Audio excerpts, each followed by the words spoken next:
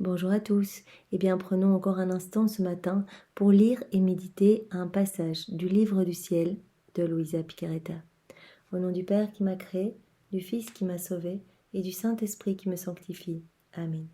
Jésus, je me plonge en toi, dans ta divine volonté, je m'unis à toi, je m'identifie à toi, je me fusionne en toi, je me consume en toi, je me fonds en toi. Et je te supplie, Jésus, de prendre toute la place dans mon cœur. Viens vraiment retirer tout ce qui ne t'appartient pas, tout ce qui résulte de ma volonté propre. Retire tout, déracine toutes ces mauvaises choses que j'ai mises en place au fil des années.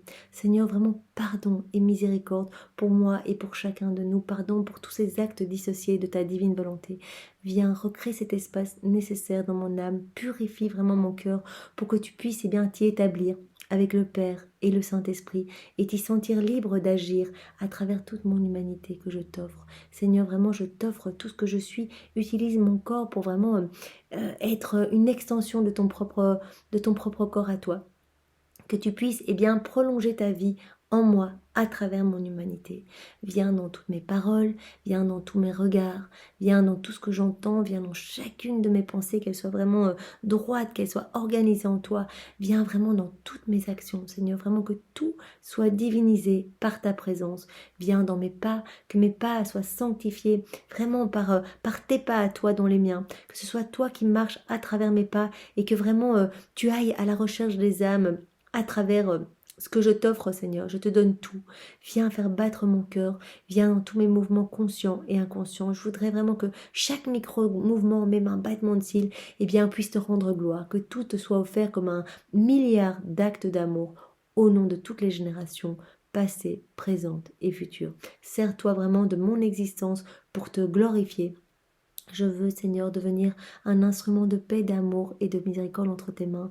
Alors que rien ne se perde, Jésus, et vraiment, viens vraiment t'établir en moi. C'est ce que je te demande avec insistance. Je te demande vraiment cette grâce de la vie dans ta divine volonté. Seule, je ne suis capable de rien du tout. Je chute constamment. J'ai besoin de cette union avec toi pour que vraiment toute ma vie puisse devenir lumière par ta présence, Seigneur.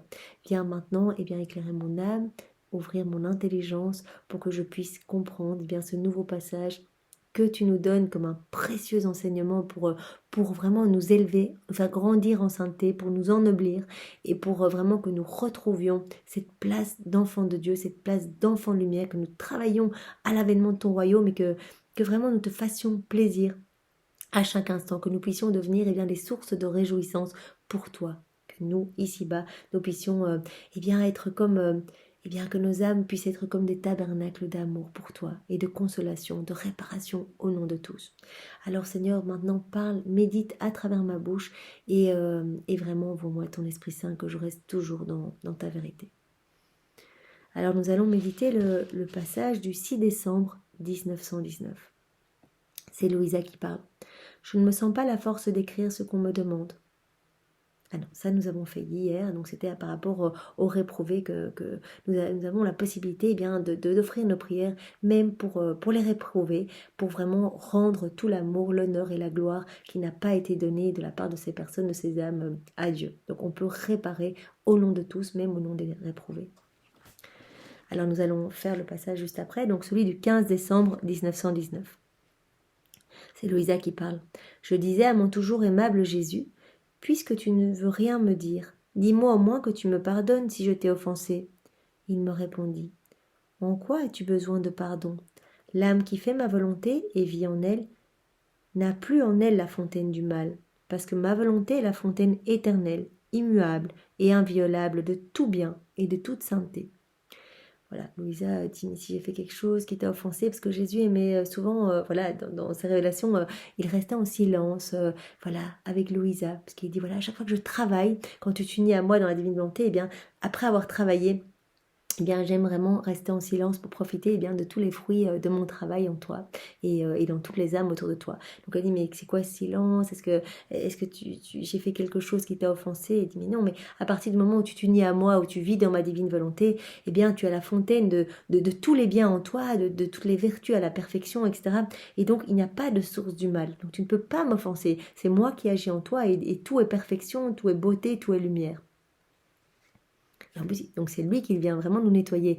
Nous n'en sommes encore qu'au commencement, nous sommes vraiment tout à fait débutants dans la divine volonté, et nous sommes probablement dans les premiers niveaux, il y en a 4, mais le Seigneur, eh bien, nous nettoie déjà en profondeur. Déjà, à partir du moment où on émet l'intention de vivre dans sa divine volonté, il commence ce travail de purification, et il le dit à Louisa, eh bien, je viendrai gommer toutes les imperfections des personnes qui désirent s'unir à moi, qui s'abandonnent entre mes mains. Il viendra gommer ces imperfections, donc vraiment nos mauvaises passions, nos mauvais désirs, les choses qu'on a l'habitude de faire et qui vraiment nous empoisonnent la vie, qui nous enténèbrent. Eh bien, Jésus va venir tout gommer, il va venir vraiment, au fur et à mesure, à chaque acte fait dans la divine volonté, il y a un peu plus de lumière, il y a un peu plus de clarté dans notre âme. Notre âme est encore plus purifiée à chaque fois, à chaque acte. Donc c'est vraiment magnifique, il faut en faire beaucoup. Eh bien, il va petit à petit, acte après acte, jour après jour, mois après mois, année après année, eh bien, il va venir retirer tout ce qu'il y a d'humain en nous. Il va tout retirer et il va pouvoir vivre complètement, s'installer, mais définitivement avec le Père, le Saint-Esprit, avec son trône, son royaume, tous ses attributs, tous ses actes divins. Et donc vraiment, il n'y aura plus rien en nous. C'est ce qu'on demande, vraiment. On en est encore qu'au début, donc il y a encore un long travail de purification. Mais on pourrait demander cette grâce au Seigneur, et bien qu'il nous accorde la grâce de vivre vraiment au dernier degré de la divine volonté, ce 4e niveau où on ne sent plus rien d'humain en nous, mais on ne sent que sa divinité, que sa présence. Et même si nous avions bien l'intention de quitter la divine volonté, cela nous serait impossible parce que les frontières bien, de sa divine volonté ont été vraiment poussées de manière telle que vraiment partout où on irait, on serait vraiment immergé dans sa divine volonté, et je parle bien sûr dans notre âme.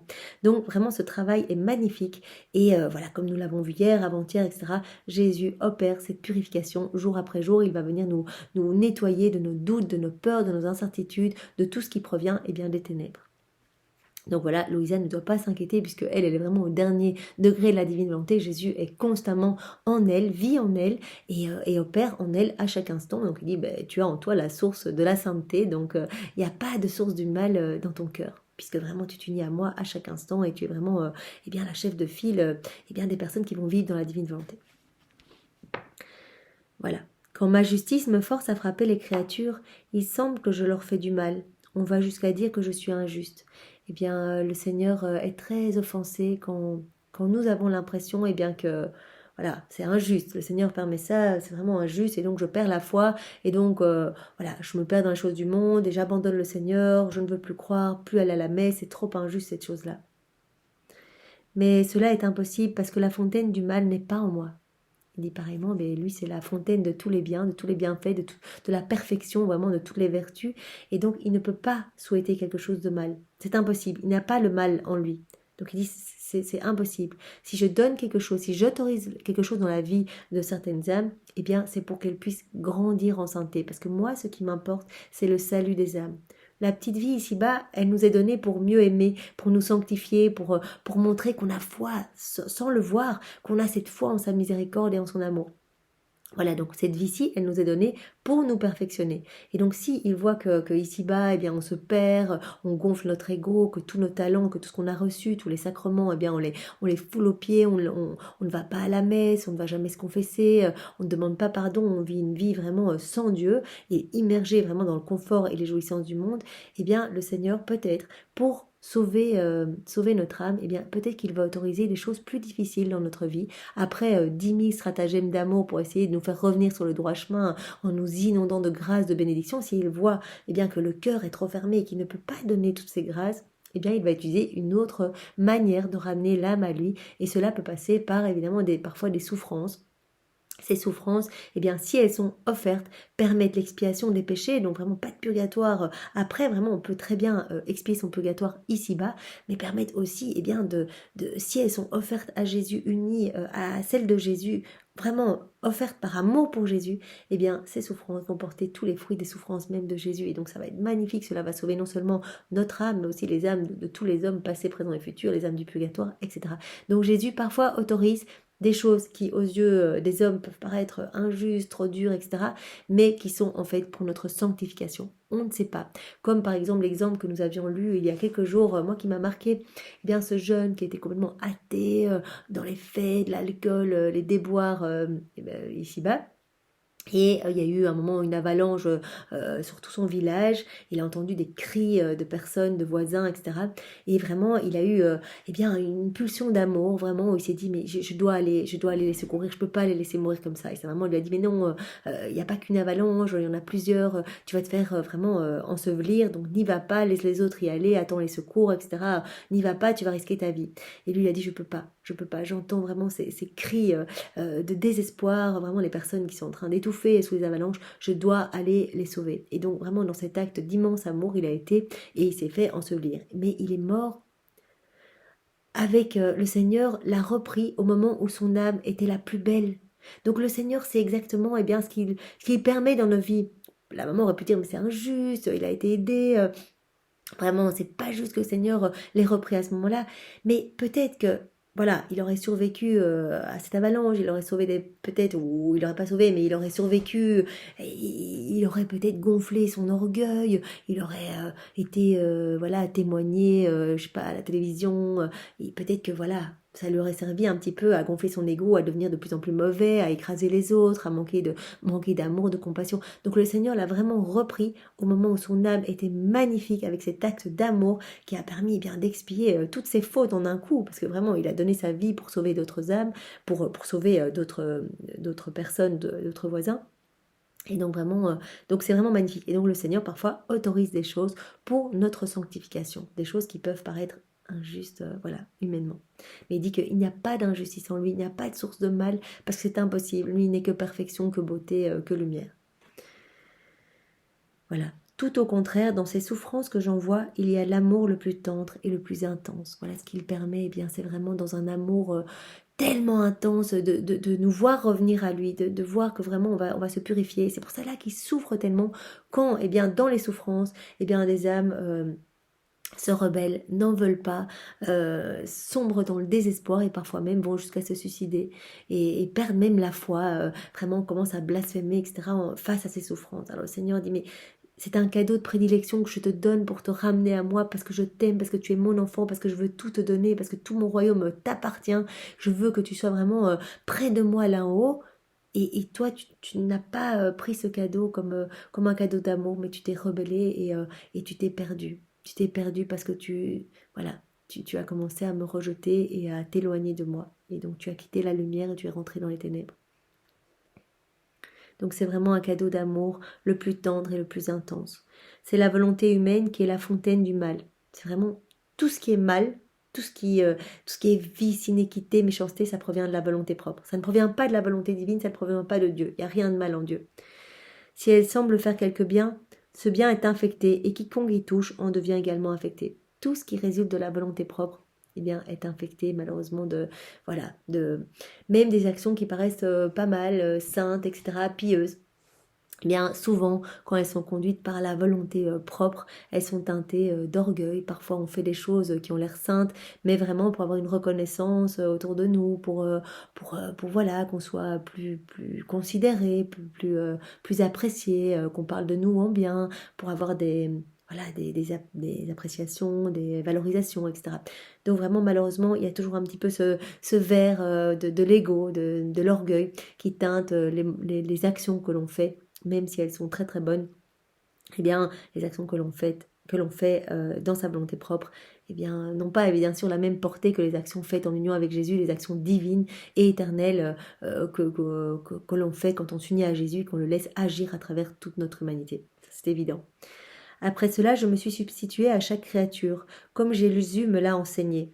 Par la suite, il m'a dit, « Ma fille, quand tu répètes ce que je t'ai enseigné, je me sens blessée par mon propre amour. » Voilà, à chaque fois qu'on parle des écrits du ciel, puisque tout ce qu'il dit à Louisa, eh bien, il nous le dit à nous aussi, en fait, à chaque fois qu'il enseigne Louisa et qu'il lui donne des vertus, parce qu'il ne fait pas qu'enseigner, à chaque fois qu'il parle de quelque chose, il le donne, et il nous le donne à nous aussi, et il nous dit aujourd'hui, à chaque fois que vous parlez voilà, de ces enseignements, que vous parlez de ma divine volonté, que vous essayez de la faire connaître, que vous faites des actes dans la divine volonté, que ça la touche toutes les âmes, eh bien, je me sens vraiment touchée, je me sens vraiment émue comme si je recevais mon propre amour, puisque chacun de ces mots provient de sa bouche, chacun des mots a été béni. Il a dit, voilà, ces écrits sont une partie de moi-même.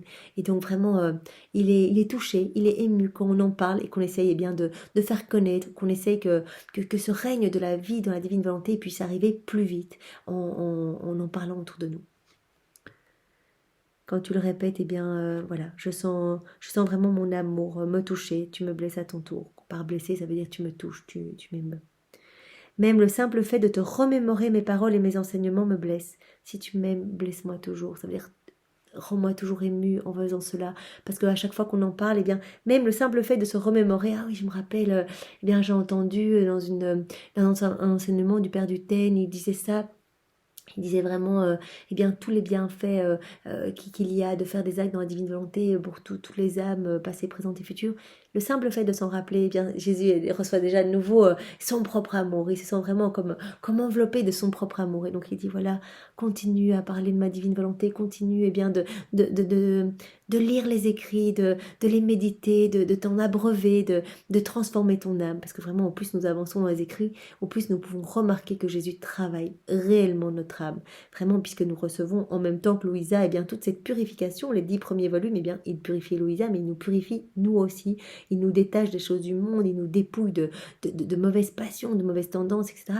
Et puis après, quand il donne des vérités sur la divine volonté, il nous les donne à nous aussi. Et on ne peut pas désirer ce qu'on ne connaît pas. Donc à chaque fois qu'on en sait un peu plus, on désire un peu plus. Et Jésus le sait et il nous donne cette grâce de n'avoir soif que de ça finalement. Vraiment, vous allez remarquer vous aussi que voilà, quand vous êtes plongé dans la divine volonté, au début vous aviez des doutes, etc. Mais que maintenant, vous avez cette soif d'en savoir plus et votre âme, désire s'unir continuellement à Jésus.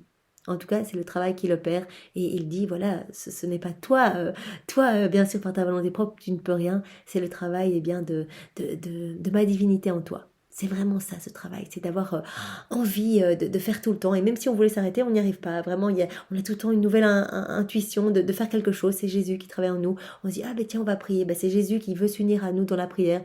Ah ben tiens, là j'entends ça, j'ai envie vraiment de réparer. Jésus, je vais prendre un petit moment pour réparer. C'est Jésus qui nous appelle à réparer avec lui. Quand on prend au hasard, par exemple dans les 24 heures de la Passion, voilà, parfois moi je prends au hasard 1 heure que je médite. C'est Jésus qui nous appelle à l'accompagner pendant cette heure, à être près de lui, à unir nos réparations aux siennes, nos prières aux siennes. Donc vraiment, ne fermons pas la porte de notre cœur et vraiment rentrons, voilà, rentrons mais complètement et 100% dans la lecture de ses écrits pour nous laisser vraiment travailler, façonner par ses mains divines. Il nous appelle à être vraiment des cires molles entre ses mains, vraiment comme de l'argile entre ses mains et à nous abandonner, comme nous l'avons vu hier, à la manière d'un petit nouveau-né pour qu'il puisse vraiment nous abreuver du lait maternel que sont ses paroles, que sont ses enseignements et vraiment nous laisser façonner. C'est vraiment ça le terme, façonner selon la volonté de Dieu, puisqu'il a un plan pour chacun de nous. Il va nous ramener en nous travaillant, en nous laissant, travailler par Jésus, il va nous ramener à notre juste place d'enfant de Dieu, d'enfant de lumière, et nous allons être sûrs de pouvoir accéder au paradis après notre mort, si nous le laissons nous travailler.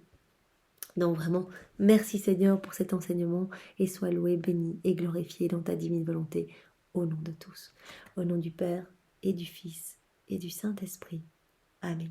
Soyez tous bénis. Bonne journée à tous. Au revoir.